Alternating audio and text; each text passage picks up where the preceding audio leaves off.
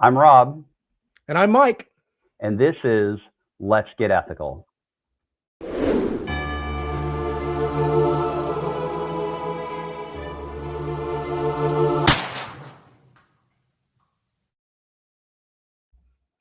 Welcome, everybody, to our first episode of Let's Get Ethical.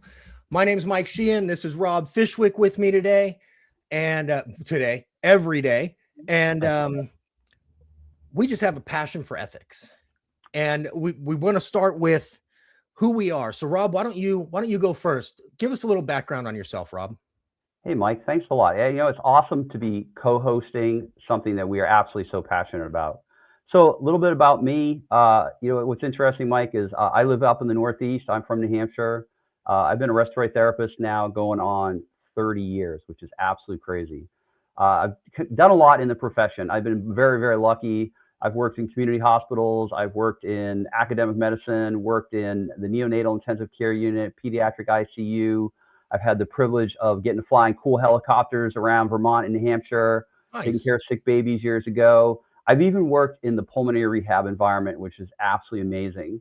And 10 years ago, I stepped into leadership and management, and that's where my background is and my passion is now and on leading successful respiratory care teams into the 21st century and beyond.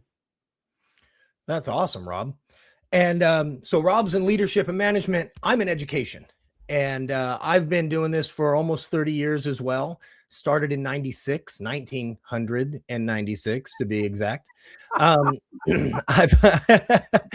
worked in New Mexico, Tennessee, New Jersey, and California. I'm in California now. So Rob and I are on opposite coasts.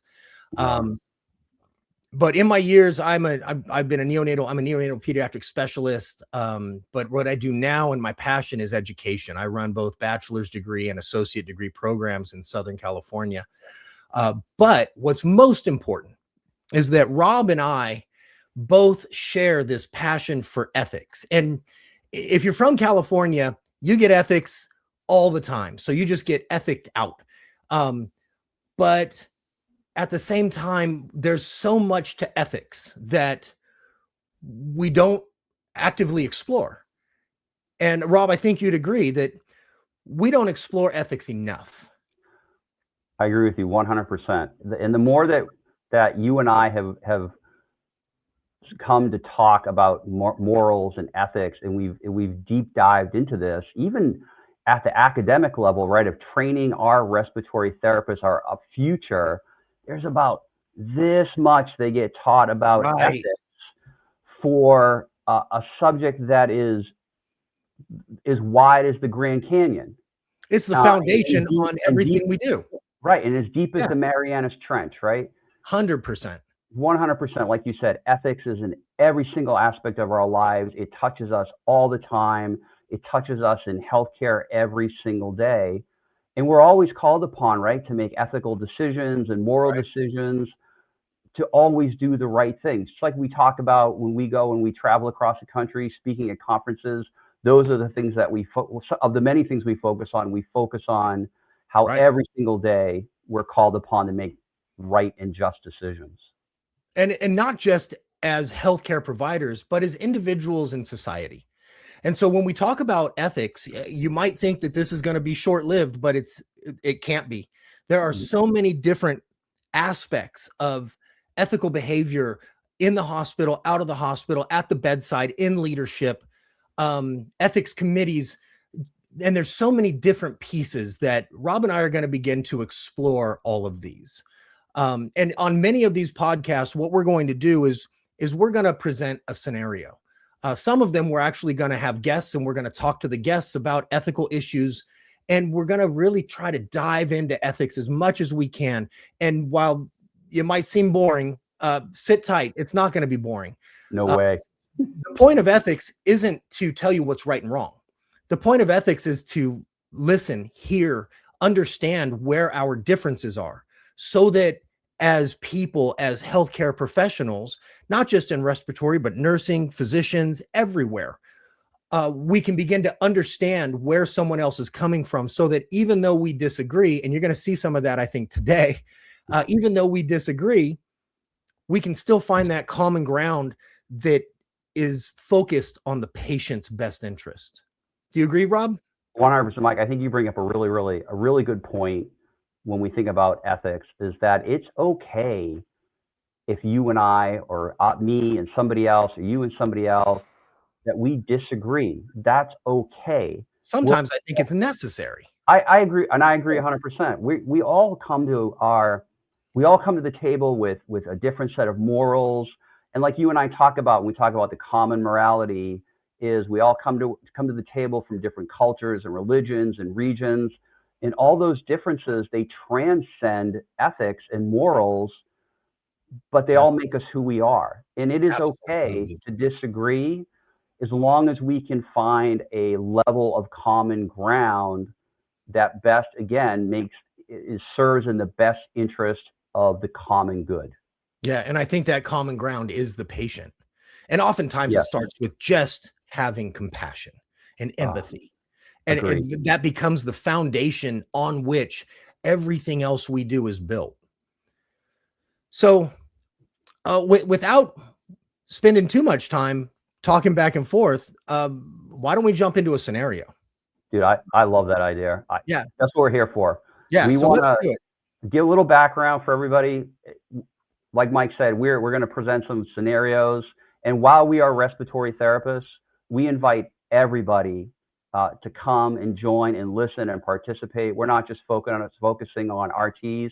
Yes, we believe that this is a space that more RTs need to have discussions, and there's a million stories to tell, but we would love to hear from other medical professionals, people in the civilian side of things, to join and be part of our conversation. Absolutely. And you said something important there that I want to touch on. But first, make sure that you guys like, subscribe, and comment below so that we're going to be monitoring so that we can see and address your comments. But what you said, which I thought was really cool, and something that we need to point out, is the civilian, right? So this isn't just for healthcare professionals. Right. This is for the patients too, right? Yes, 100%. So We want to be inclusive of everybody that wants to come everyone. to the table and have a conversation with us about ethics.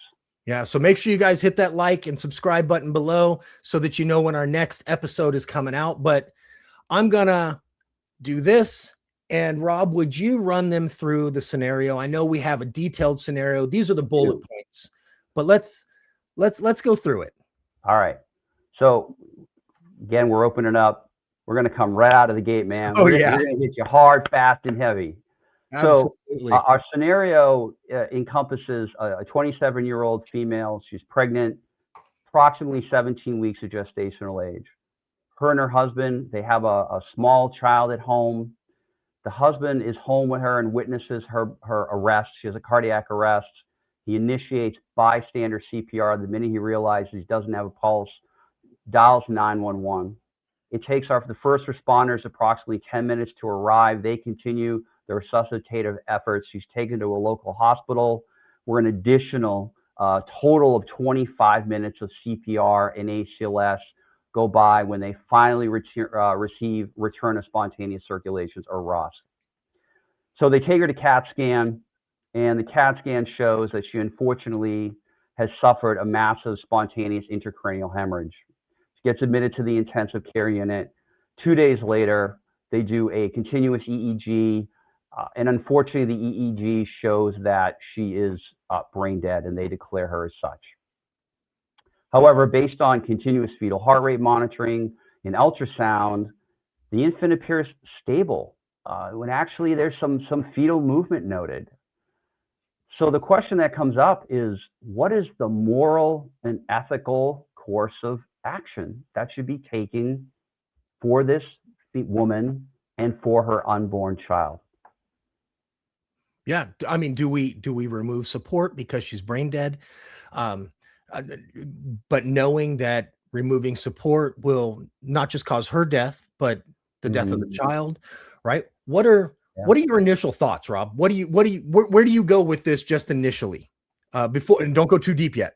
I won't. I promise. I won't take off think? any yet. You know, Mike, when you and I were first presented with this scenario, first thing I think of is, man, how absolutely heartbreaking.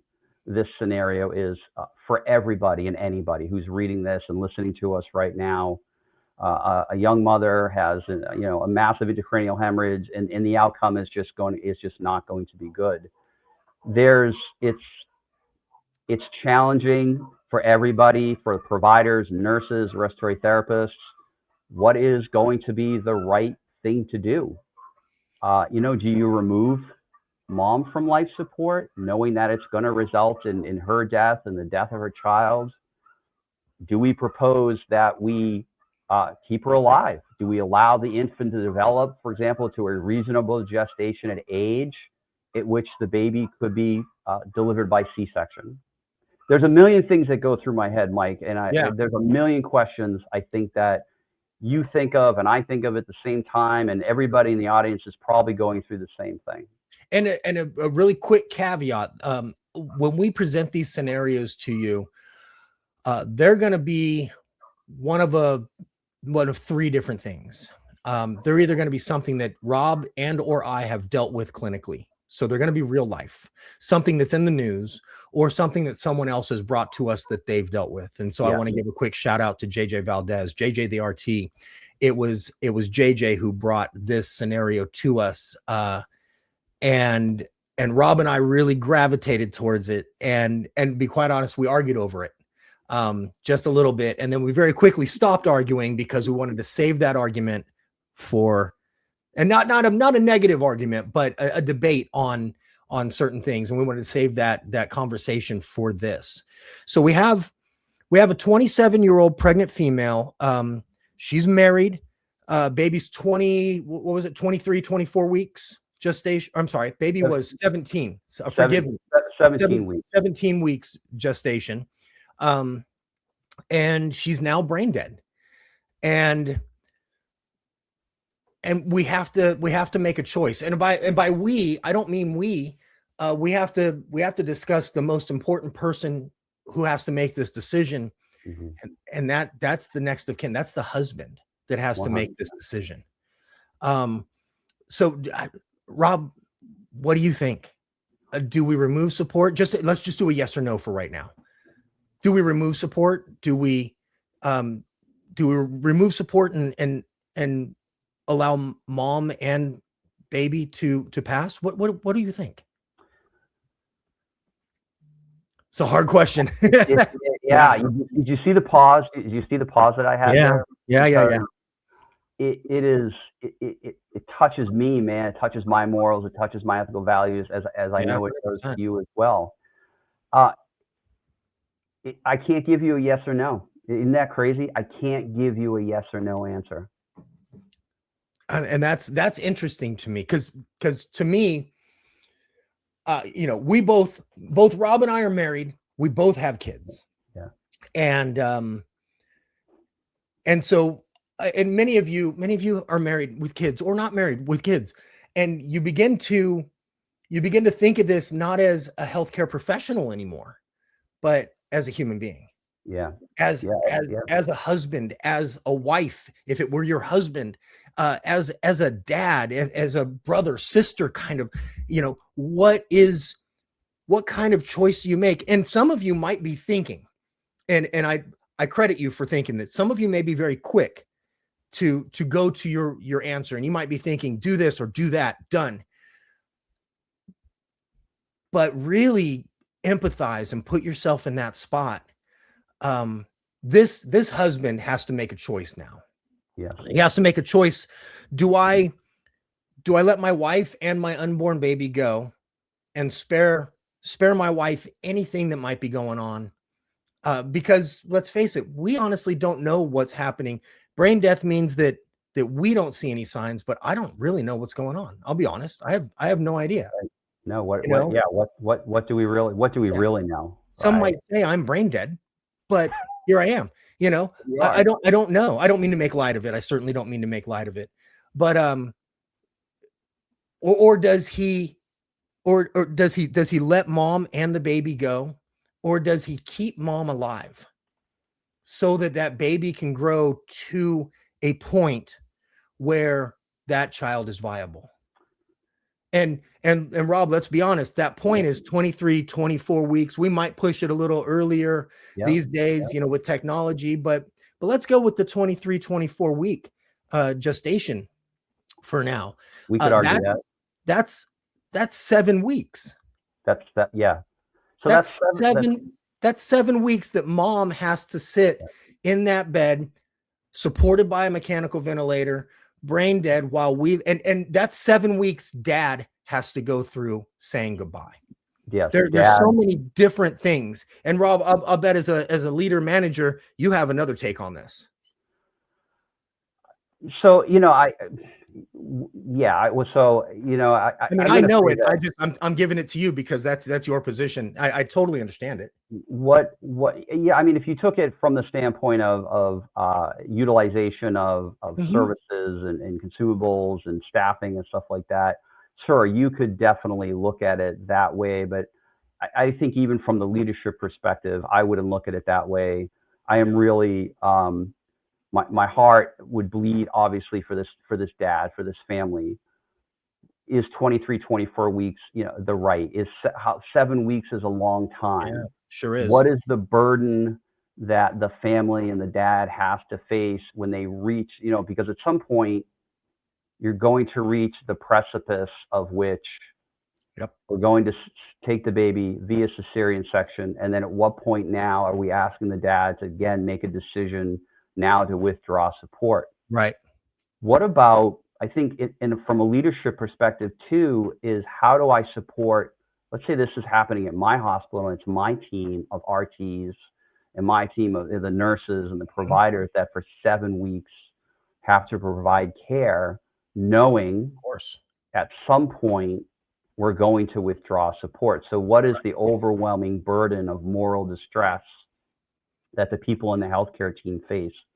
What if she's in a hospital where there is no neonatal services to provide care? Let's say we section the baby at 23, 24 weeks. Do we transfer the mom? Yeah, well, the baby.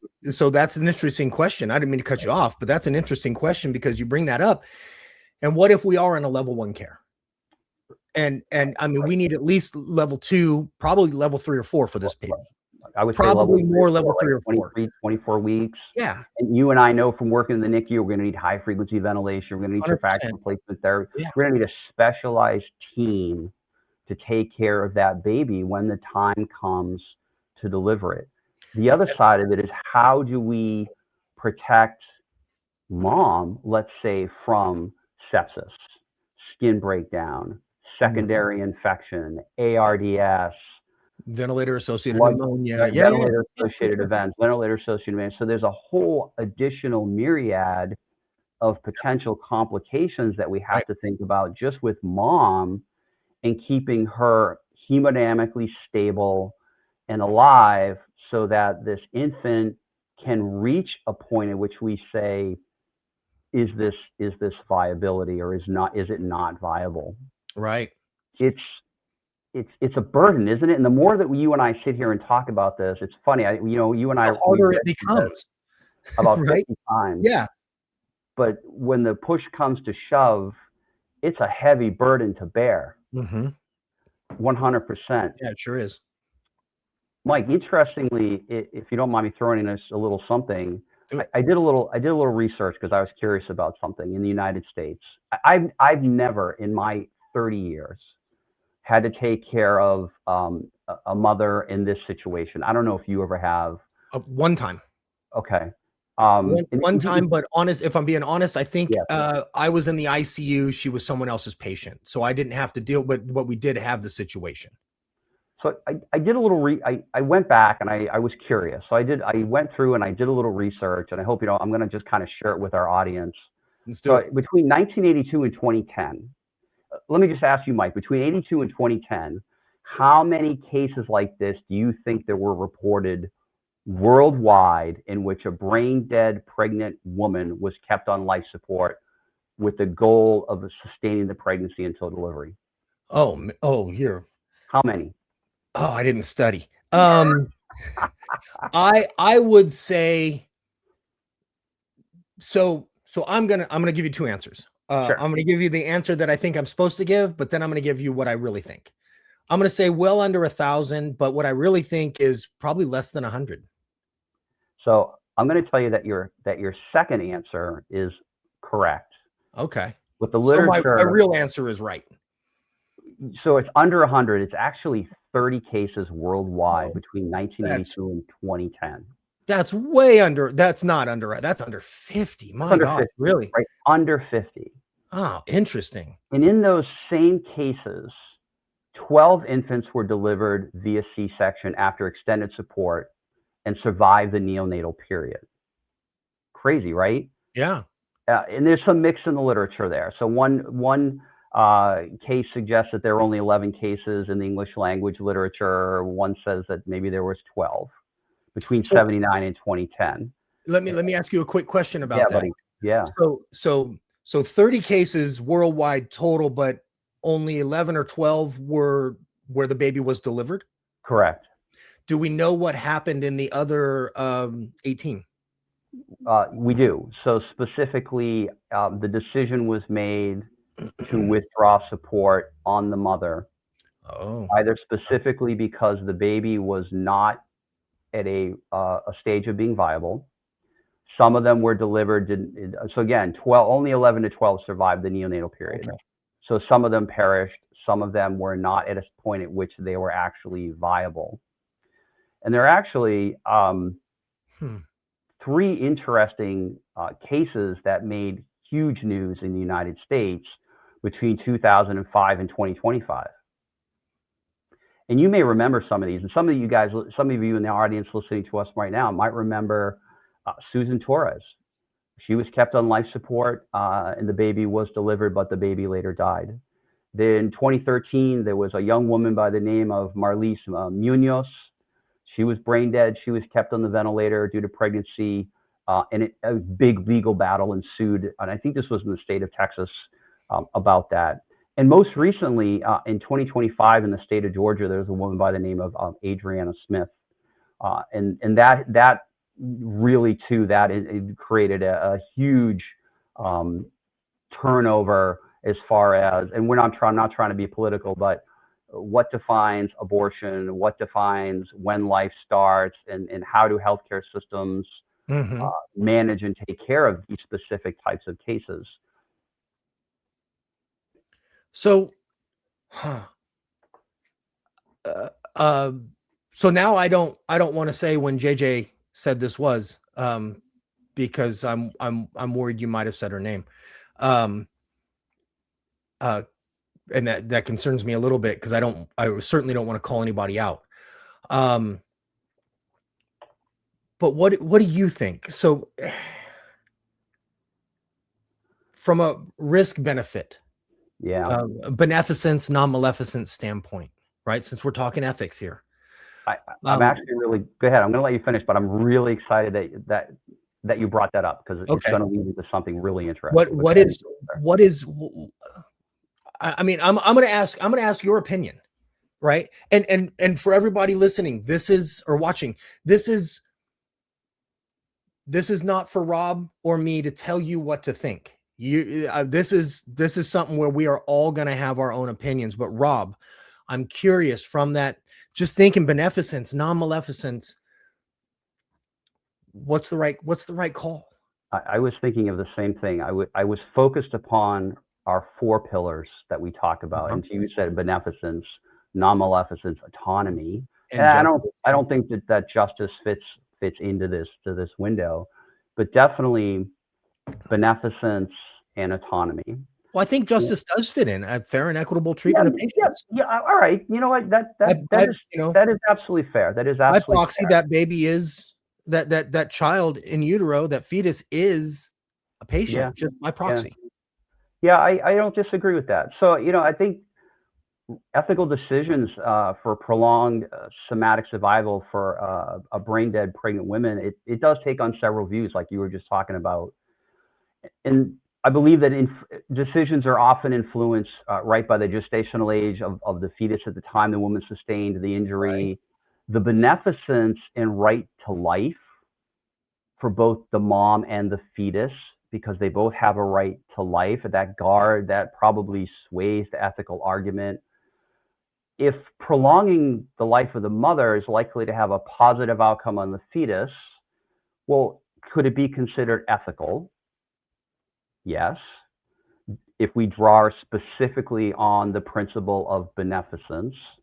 And interestingly enough, Dillon et al. In Lowy, these are two that are ethicists.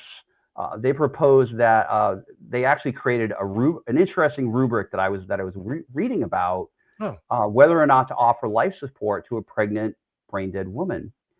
And they said that if the fetus suffers from the event as the mother suffers, life support, hands down, should not be provided. And I think from a beneficence standpoint— Say that again. Say that again.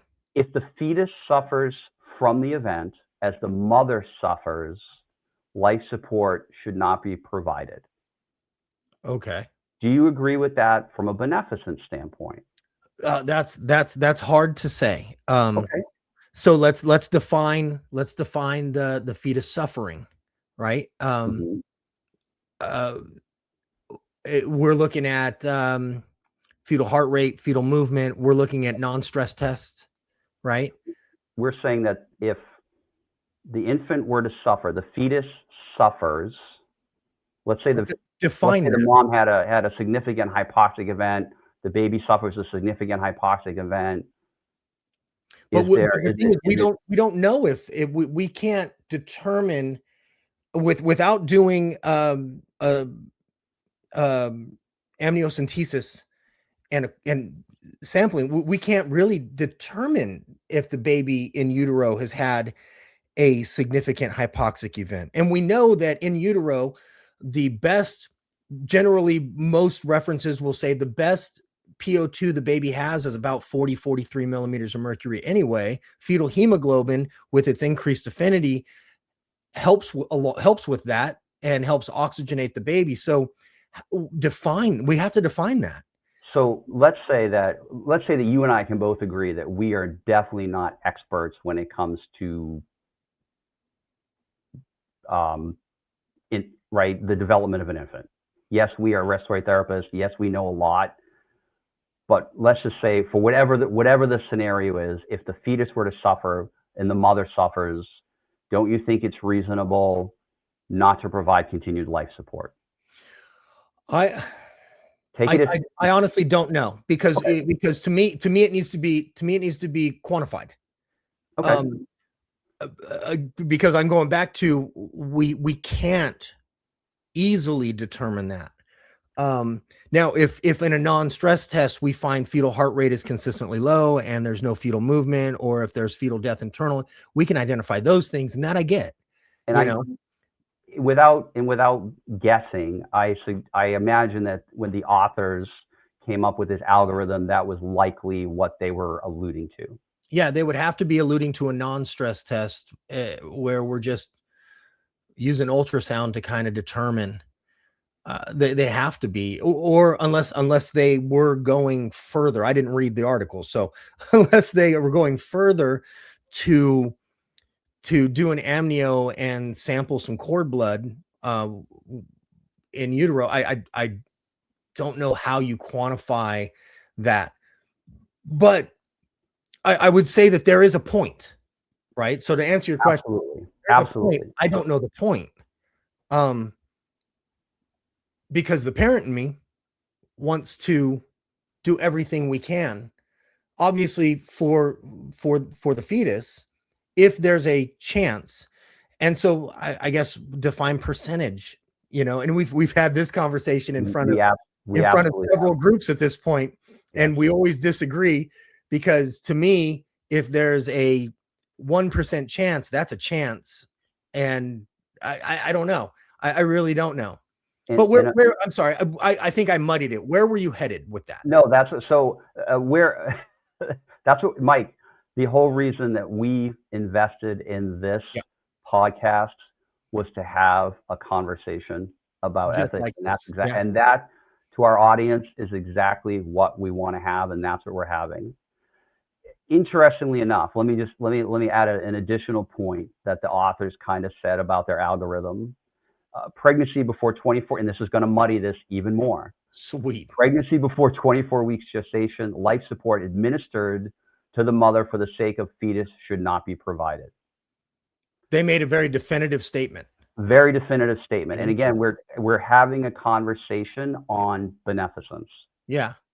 They also go on to say that pregnancy between 24 and 28 weeks of gestational age, intervention should be provided only after educated decision making, and the family is educated to the potential risks, and everybody's educated to the potential risk.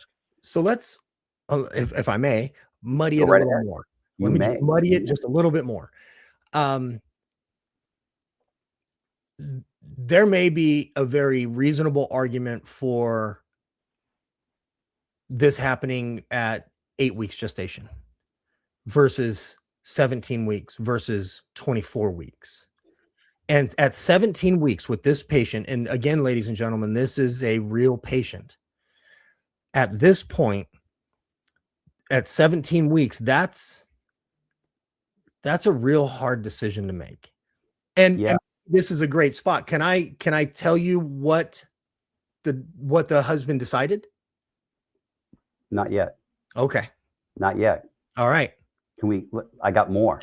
Keep going. I got more. So there is the argument for or against what is the benefit, right? What is the beneficence of doing something? And we all know, like Mike and I talk about, beneficence. One of the core aspects is it has to better the patient or be in the best interest of the patient. That is beneficence. Right. The second argument is autonomy. And that's not an easy thing, because at this point, what does autonomy mean in the aspect of a mother who is now intubated, receiving mechanical ventilation, but does she have a right to die? Does she have an unstated right not to be left on mechanical ventilation for 7, 8, 9 weeks, considering the elevated risk to the mother, which can transpose into the risks to the fetus? So to respond to that, please. We all know that in a patient who is incapacitated or incapable of making their own decisions, the autonomy falls to the surrogate decision maker, which would in this case be the husband. And so the call is no longer in this case the wife or mother's call, because she is incapable of exercising autonomy. She's incapable of receiving informed consent. So it would fall to the husband, to the dad in this situation. And so he needs to be informed, and then he has the right to that type of autonomy. You said maybe? Maybe. I don't necessarily agree. Why is that? So while we can say in the legal construct, right, as we've talked about, when Mike and I talk about autonomy, we also talk about the importance of an individual has to be capable and they have to be competent of moral autonomous decision making. Right. In this case, right, this is a person who is she's intubated, she's been declared brain dead. So I'm not saying you're again, this is where Mike and I are going to disagree a little bit, and that's cool. okay. That's perfect. Right? Does mom have a right not to suffer? Is she in fact suffering? And can you or I answer that question? Can anybody responsibly answer that question? But don't healthcare providers, are we not first responsible to the woman and then to the unborn fetus? That's an interesting question. So I want to go back to the suffering, because I did bring that up before. And the answer is we don't know, right? We can offer sedation, we can offer medications that, should she be suffering, would prevent her from suffering. Say that again. If she's brain dead and she doesn't breathe above the set rate of the ventilator, does she require sedation? Well, I would argue that we don't need to sedate her because what are the risks if we give her sedation? What are the risks to the infant, to I the would fetus? argue, I would agree with you, If but the I would, argument is to save the fetus and the mom is brain dead, let's say, and she has no well, neural drive and she's not breathing above the set rate of the ventilator, what do we need to give her sedation medications for? I would agree with you, We actually. don't, right? But, We don't. well, but your question was, are we going to cause her to suffer? And you alluded to she could be suffering. And so now you're stating that, well, if she's brain dead, she's not suffering. And I'll renew my statement from earlier, which is we honestly don't know. And we assume she's not, right? We assume she's not, but we don't know. I didn't make an assumption that giving sedation is the same thing as someone suffering. That's not what I'm saying. No. You made an argument. You made an argument of, oh, we can give her sedation. You made the argument. I was Sedation. responding to your argument of she has a right to die. Do we let her suffer? And being brain dead, if we both agree brain dead equals no suffering because she's brain dead, then we can move forward. But if the argument and the question was that you posed was, if she is suffering, do we let her suffer? That was the question you asked, and that's what I'm responding to. Because Yeah. if that's the case, there is sedation that we can give, and we actually know what rates, or generally what rates different sedations move across the placenta, so we can actually work through that. We do, but we also can't. Would we agree that we can't define suffering? Exactly. We agree we can't define suffering, but if we assume define she's suffering, there's something we can do. If we assume she's not suffering, then we don't need to do anything. So I agree. either way, that's my response to that statement, right? And then I apologize, I forgot the second part. That's okay. I'm sorry. So do you think, so you and I disagree on the patient's right to make for moral autonomy? Well, I believe she doesn't have the capacity to make an autonomous decision, and that falls to then the surrogate decision maker. So if you don't agree with that, then yes, I guess we disagree. That's okay. But would you, I made another comment, so I'm going to go back to it for a second. Go back to it, please. Is there not a responsibility of the healthcare team to the mother first and the fetus second?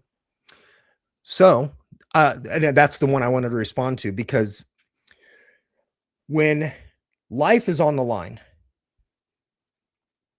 the responsibility is to the life. So if in this case, mom is brain dead, our responsibility immediately falls to the next life, which is the baby. So do we have that responsibility, or is that just us? We do. No, we do, because when a pregnant mother, we don't. we do. No, I disagree. Because when a pregnant mother comes into the hospital, the mother's not our only patient. The unborn baby is also our patient, which is a conversation we just had about sedation, right? So that illustrates my point that that baby is also by proxy our patient. And so when, in this case, when mom is brain dead, we have to say, okay, well, what about the unborn baby? We don't just ignore life. You know, at 17 weeks, there are several things happening. At 17 weeks, there's a heartbeat, there's breathing, the baby is breathing, the baby has cognitive function, although it's limited, it's there, they have lower brainstem function, their brain is working. But right? the infant is not, if the infant delivered at that point, it is not viable. Right. And let me make another point. Isn't the goal, well, let me say it this way, is the goal of fetal rescue, does it preclude or exonerate healthcare providers from the duty to respect the right of the primary patient, who in this case is the mother? Did she have a DNR?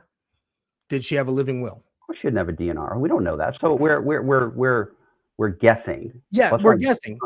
If she had a living will that stated such, yes, we have to respect her rights. If she came in and was DNR, we have to respect her right. If we don't know that, and we don't know that right now, at that point, just like when a neonatal patient is in the NICU, he doesn't or she doesn't have autonomy They are incapable of making those decisions. The surrogate decision maker is the one responsible for those decisions. This is a very similar circumstance where mom is incapable of making those decisions. Therefore, the surrogate decision maker who needs to be informed and make the decision becomes dad or the husband in this case. How many 32-year-olds have a DNR order? They don't. That's my point. There you go. That's my point. Right. They don't. Yeah, that's exactly my point. They don't. Yeah, right? No, but that's exactly my point. They don't. I know. So I think in the line of autonomy at this point, we're at odds, which is okay. Well, that's fine. Yeah, and that's fine. We disagree. Yeah. Let me bring up a third view, right? Sure. Let's bring up the cognizance of the mom, right? If the mother is responsible for the well-being of the fetus, as long as she recognizes its existence, when a pregnant woman becomes brain dead and the mother can no longer acknowledge the fetus as such, if the mother no longer has a moral responsibility for keeping the fetus alive, without an advance directive stating that the woman wishes to be kept alive to save her unborn child, I think prolonging life it's unethical. And I respect that. However, do you remember speaking about during two of our presentations about a patient who was incapable of making their decision and practicing autonomy? And what happened was the courts went back to the last time that patient was capable and followed that decision. Mom has been pregnant for 17 weeks. Yeah. She made a known decision to carry this baby. So why would we assume her decision would be different? Because we're not assuming. I think the statement is that we are assuming because she is incapable of telling us. So we are absolutely making an assumption there. We can define the level of being incapable, right? It's not incompetence, it's incapable. Correct. Again, it's a third argument. If she's no longer cognizant of her child, does she have the right, even if it's not stated, does she have the right to moral autonomy? No. I'm going to say a simple no. And that's what I'm going to love about our podcast. Yeah, absolutely. 100%. She doesn't have the ability at this point to practice autonomy. And if you don't have the ability to practice autonomy, and we know this from hundreds of patients we've dealt with, thousands of patients we've dealt with, 100%. If they are not able to practice autonomy, someone else, a surrogate decision maker, will practice that autonomy for them. And that's what we're used to. Well, and let me say further that if we're going to make assumptions, if she could, what do you think she'd say? Do you think she would say, let the baby go, kill the baby? Or do you think she would say, no, save my child? I think as a man, I don't have a right to make that decision.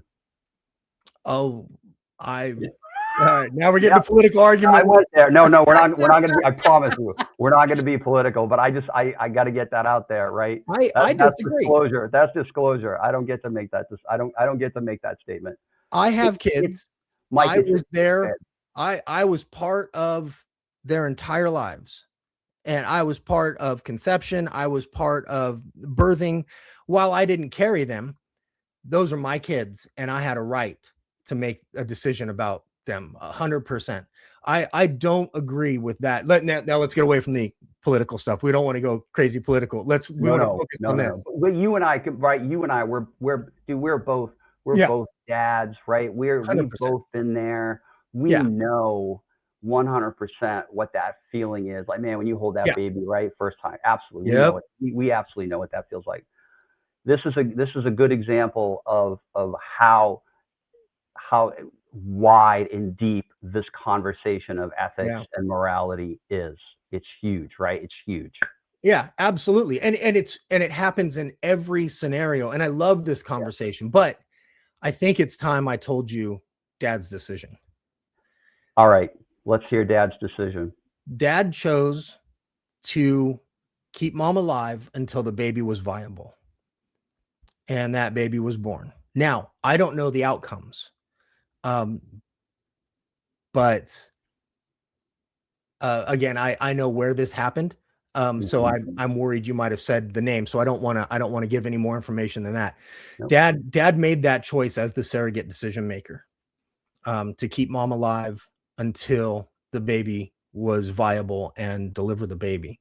And to me, that's an impossible choice. That's so hard. I agree. Because he, just for no other reason than he had to say goodbye every single day to the woman he loved. 100%. And that just my heart blows bleeds. my mind. Yeah.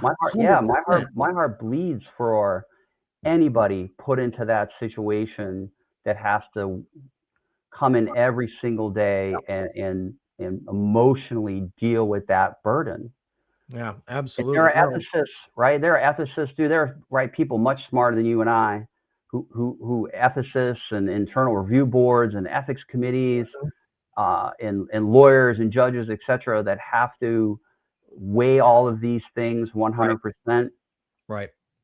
And there are definitely ethicists out there who would say, keeping Mom as nothing more than a vessel until this fetus is able to be taken, resuscitated, et cetera, is an unethical thing to do. And there are just as many people on the other side that say, no, that's okay. Like we should do this, and we should respect. At the end of the day, right? It's about respecting the needs and the wants of the mom.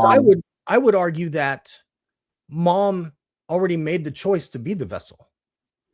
She did, but in this case, I don't know that I agree that keeping somebody alive by artificial means to merely be a vessel is the right thing to do. And I'm going to bring it up. I got to bring up my favorite philosopher. Bring him up. Come on, Manuel. Right? I gotta because bring him up. Because Mike, how I feel about the right of moral autonomy, and how much I just love studying Immanuel Kant, the 18th century philosopher. Specifically, he talks about what he called the categorical imperative, or what he called the moral maxim. Mm-hmm. And it's complex and it's complicated. But in Kant's moral maxim, he said, never use a person as a mere means. That gets hard with pregnancy. In so long as we don't disrespect the right of the patient, and so long as we don't get overwhelmed with our emotions and lose focus on what the right thing is to do. And you and I are not here to say what's the right or the wrong. Right. We absolutely, that's not what we're here to do. We're just here to have an open and have a conversation. 100%. But I think if we look at it from a Kantian perspective, and if Kant says, the moral maxim says to use a person as mere means is to involve them in a scheme of action to which they could not in principle consent. So I want to respond to that, and then we're kind of coming up on time. We need to close out here. We are. And I think I'm gonna bring something up that maybe we can talk about next time a little bit. To use a person as mere means, depending on how you define that, you could be referencing organ donors who have not chosen to donate, but their surrogate decision maker chose to allow them to donate, and so they get kept alive until those organs could be harvested. 100%. This is why. But again, does that become wrong? Who's to say? Yeah, right? We may think, somebody may look at that situation. Like you and I have worked in healthcare for so long. Yep. And you and I have both worked as respiratory therapists. As many of our RTs who are joining us, watching this, have absolutely participated in keeping patients alive for the purpose of harvesting organs, lungs, heart, kidneys, whatever. And we know the good, while the ending of that life is a terrible loss for the family. When they make that decision, or you and I make that decision, Yep. it says right on my license, I'm an organ donor, right? I'm not going to use it anymore. Give it to somebody else that can absolutely benefit from that. But you and I have made that autonomous decision ahead of time. But you're absolutely right. Yeah. If we didn't, and then our families were asked, I would hope that my families would say, well, what would Rob want? Rob would want his lungs and his heart and his kidneys to go to somebody that would benefit from that. So the Kant's moral maxim is extremely complex. And you're right, we don't have time to dive into it for this episode. But I just want to say, but we Mike, should dive into that on another episode. I would love to dive more into this on another episode. Mike, how do we want to close out our very first episode of the new year? So I think we want to close it out by saying thank you. If you made it this far, that's awesome. If you agree or disagree with either one of us, comment below. Those aren't negative things for us. We don't look at that. If you disagree with me, you disagree with Rob, we don't look at it as a negative. We look at it as an opportunity to have a conversation. And as you've seen, Rob and we disagree on a lot of things, but that doesn't keep us from being really good friends and having these conversations and talking to people that you disagree with and having the conversation is absolutely 100% important. So please, once again, I'll tell you, like and subscribe, click those buttons below. Yes. And leave a comment. If you have an idea of something you think we missed or we need to revisit, we will absolutely revisit it. We will be monitoring the comments and we will be replying as much as we can. So I think we're on our email one more time. Oh yeah, let's do the email. Go ahead, Mike, if you want to send us an email, you can send us an email. It's down here at the bottom. It's letsgetethicalpodcast@gmail.com. Go ahead and show us or send us an email. Show us some support or not support. Either way, it's an opportunity for us to grow and for us to make this what it needs to be, which is that conversation that needs to be had. So with that, I will say thank you to everybody. Rob, I'll give you an opportunity before we close it out. Yeah, thank you. Thank you to everybody too for attending watching our very first podcast. We are excited for the new year and we look forward to bringing you many more. For those of you out there who invited Mike and I to come speak at your state conferences, we are super excited and stoked to come bring this ethical discussion right to a live audience. And we are excited to hear from our fellow RTs. Absolutely. And next year we will be in, help me out. Missouri. We'll be at Pechanga in Southern California at the California Society for Respiratory Care. Missouri for the Missouri Society for Respiratory Care's conference in Lake of the Ozarks. Yeah. And I'm still going to say it. Massachusetts. Come on, Mike Madison. Make it happen, buddy.